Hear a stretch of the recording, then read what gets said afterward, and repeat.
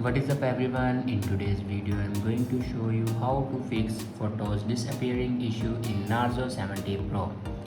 So let's start the video. First of all, open settings. In settings, scroll down and here you can see the option apps. Now click on apps and then click on app management. Now scroll down and here you can see the photos app.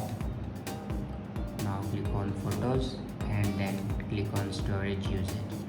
Now here you can clear the cache memory of photos app. After clear the cache memory, then go back to your home screen and open your photos. Now click on albums and then scroll down and click on recently deleted. Now here you can see all the deleted photos or videos in recently deleted folder. After that, go back to your home screen and restart your device. For restart your device, press the hold power button and swipe up to restart your device. After doing these steps, your problem will be fixed. I hope this video is helpful for you. Thanks for watching.